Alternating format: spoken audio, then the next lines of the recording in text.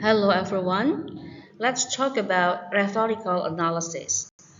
All the materials that I'm going to share with you about rhetorical analysis is extracted from Elizabeth Browning 2018. Let's start the discussion by understanding what is rhetorical analysis. The word rhetoric means the art or method of communicating effectively to an audience, usually with the intention to persuade. So, rhetorical analysis then means analyzing how effectively a speaker or writer communicates her message or argument to the audience. A Greek philosopher, Aristotle, developed rhetorical triangle comprising three major parts of effective communications. There are ethos, pathos, logos, which provide the foundation for a solid argument. Before we take a look at each of the rhetoric appeals, we need to understand about the rhetorical situation of a text or of a persuasion. So, what is rhetorical situation? Rhetorical situation simply refers to the context of a rhetoric or a persuasion. How can we identify it? So, a rhetorical situation normally comprises key elements. Those elements are communicator or the writer and speaker, the issue at hand or the topic or problem being addressed in the text, the purpose for addressing the issue, the medium of delivery, whether it is speech or written, and the last one is the audience being addressed. To better and deeply understand the rhetoric situation of a text, here are some questions that can you use to help you identify it. The first one is, who is the communicator or the writer of the text? The next one is, what is the issue that the writer is addressing? This sentence may also be understood as, what is the main argument that the writer is making? The next one is, what is the writer's purpose for addressing this issue? Is it because the writer wants to provoke, to attack, or to defend? Or is it because to push toward or dissuade from certain action? Is it to praise or to blame? Or is it to teach, to delight, or to persuade? The next one is, what is the form in which the writer conveys it? From this question, we can have some more sub-question like, what is the structure of the communication? How is it arranged? What oral or literary genre is the text? What figures of speech are used? What kind of style and tone is used and what for? Does the form complement the content? And what effect could the form have? And does this aid or hinder the author's intention? The last one is about the audience. To understand about the audience, you may also have such questions like, who is the intended audience? What value does the audience hold that the author or speaker appeals to? Who have been or might be secondary audiences? If this is a work of fiction, what is the nature of the audience within the fiction? Now we come again to the discussions of rhetorical appeals. From this diagram, we know that to make a balanced argument, we have to make a good and harmonious compositions of ethos, logos, and pathos. What are they? Let's take a look one by one. The first one is appeal to ethos. So what is ethos? Literally, ethos means character. In this case, it refers to the character of the writer or speaker, or more specifically, his or her credibility. The writer needs to establish credibility so that the audience will trust him and thus be more willing to engage with the argument. If a writer fails to establish ethical appeal, then the audience will not take the writer's argument seriously. On the other hand, from the point of view of a critical reader, writer ethos is very important because if the writer or speaker is not credible in delivering the topic, a critical reader must be very careful to accept the content of the text or the persuasion. It can be what is being delivered is something fake or hoax. As a critical reader, when evaluating a writer's ethical appeal, you may ask the following questions. First, does the writer come across as reliable? A reliable writer normally has viewpoint which is logically consistent throughout the text, and he or she does not use hyperbolic or exaggerated language. He or she also has an even objective tone, not the malicious one, but also not the psychopathic one. And the last one, the writer does not come across as subversive or manipulative. The second question is, does the author come across as authoritative and knowledgeable? The author which is authoritative and knowledgeable normally explains concepts and ideas thoroughly. He or she also addresses any counter-arguments in the text and successfully rebuts them. Then the author also uses a sufficient number of relevant sources. And the last one, he or she shows an understanding of sources used in the text. The last question is, what kind of credentials or experience does the writer have? To know this one, take a look at the byline or biographical info in the text, or identify any personal or professional experience mentioned in the text. Last but not least, check where has this writer's text been published. Is it published in a reputable media or it is published in a not kind of reputable media? It is important to identify that one. Besides identifying appeal to ethos, a critical reader should also recognize a manipulative appeal to ethos. Why should we recognize this one? Because in the real world, sometimes it is not enough only to rely on the credibility of speakers and authors. Respectable news reporters, for example, are expected to be objective and tell news stories based upon the facts. They will lose their jobs for plagiarizing or fabricating part of their news stories.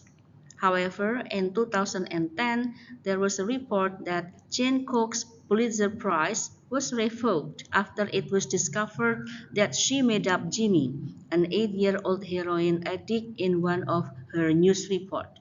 It was found that Janet Cooks lied about Jimmy. Authors may employ a number of tricks or fallacy to lure readers to their point of view, including lying about their own credential. When you, as critical reader, recognize these fallacies, you should question the credibility of the speaker and the legitimacy of the argument. The second rhetoric appeal is appeal to pathos. What is pathos? Literally, pathos means suffering. In this case, it refers to emotion, or more specifically, the writer's appeal to the audience emotion. When a writer establishes an effective pathetic appeal, she or he makes the audience care about what he or she is saying. If the audience does not care about the message, then they will not engage with the argument being made.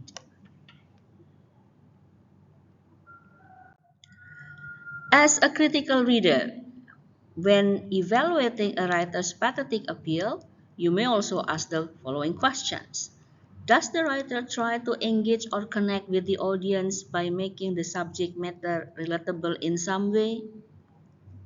There are sub-questions to this one, like does the writer have an interesting writing style?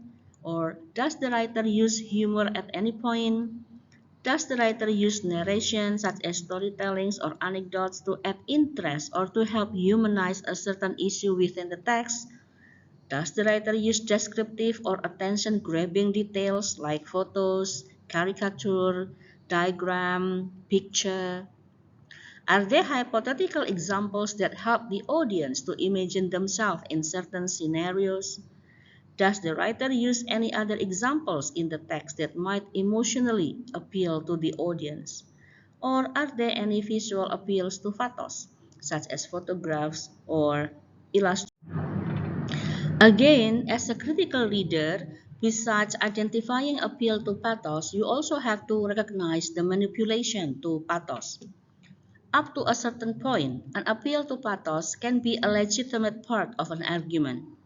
An appropriate appeal to pathos is different from trying to unfairly play upon the audience's feelings and emotions through fallacious, misleading, or excessively emotional appeals. Even if an appeal to pathos is not manipulative, such an appeal should complement rather than replace reason and evidence-based argument. The sentences in this slide can be understood in this way. So pathos is about how the writers use any sources to play with the audience emotion. If the audience emotion or the reader's emotion has been played successfully, the writers expect the readers to support or accept his or her opinion or argument in the text. Yet, manipulation to pathos is not appropriate. When it is a manipulation to pathos means the writers probably use fallacious, misleading, or excessively sources to play with the audience emotion. There is a link in this video. There is a link in this slide. I hope you can watch it because this video in YouTube gives you example of the manipulation of pathos in persuading the readers or audience. The third appeal, rhetoric appeal, logos. So logos means word. In this case, it refers to information or more specifically the writer's appeal to logic and reason. A successful logical appeal provides clearly organized information as well as evidence to support the overall argument. If one fails to establish a logical appeal, then the argument will lack both sense and substance. As a critical reader, how can we evaluate writer's logical appeal? So ask the following questions. The first one is, does the writer organize his information clearly? Are the ideas connected by transition words and phrases in the text? Do the ideas have a clear and purposeful order? The second question may be like, does the writer provide evidence to back his claim? The evidence should be specific example and relevant to the source materials, of course. And the last question, something like, does the writer use sources and data to back his claims rather than base the argument purely on emotion or opinion? This question can be elaborated into, does the writer use concrete facts and figures, statistics, dates and times, specific names and titles, graphs, charts, tables which can be verified? Are the sources that the writer uses credible? Where do the sources come from? Who wrote or published the sources? When were the sources published? Because if the sources is obsolete, it is not verified as well. Are the sources well known, respected, and or peer-reviewed? All of these questions are very important to understand how the writer developed a valid and logical argument. Similar to recognizing manipulative in ethos and pathos, a critical reader should also recognize a manipulative appeal to logos. Pay particular attention to numbers, statistics, findings, and quotes used to support the argument in a text. Be critical of the source and do your own investigations of the facts. Don't take all the evidences in the text by granted. Remember, what initially looks like a fact may not be actually one. Maybe you've heard or read that half of all marriages in America will end in divorce. It is so often discussed that we assume it must be true. Careful research, however, showed that the original marriage study was flawed, and divorce rates in America have steadily declined since 1985.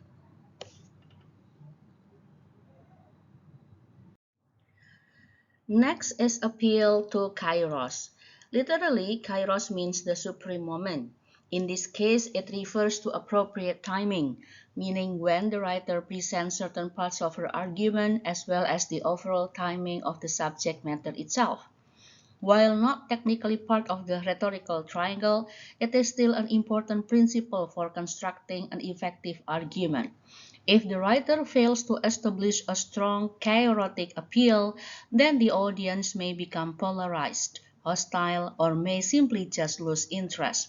A polarized or hostile audience will not be inclined to listen to the writer's argument with an open mind or even to listen at all. So, as a critical reader, when evaluating a writer's chaotic appeal, the following question can be asked. The first one, where does the writer establish her thesis of the argument in the text? Is it near the beginning, the middle, or the end? Is this placement of the thesis effective? Why effective or why not? Next, where in the text does the writer provide the strongest points of evidence? Does that location provide the most impact for those points?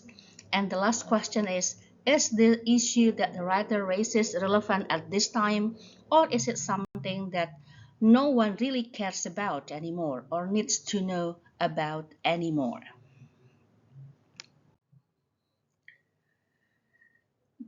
After we know about the rhetorical appeals, the ethos, the pathos, the logos, one thing that should be remembered is that those three elements of rhetorical appeal should be composed in balance in a text, whether it is a written text or a spoken text.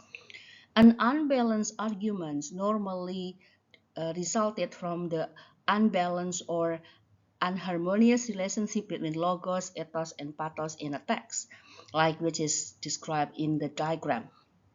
There is also a good video from TED describing about how unbalanced logos, ethos, and pathos influence the value of an argument.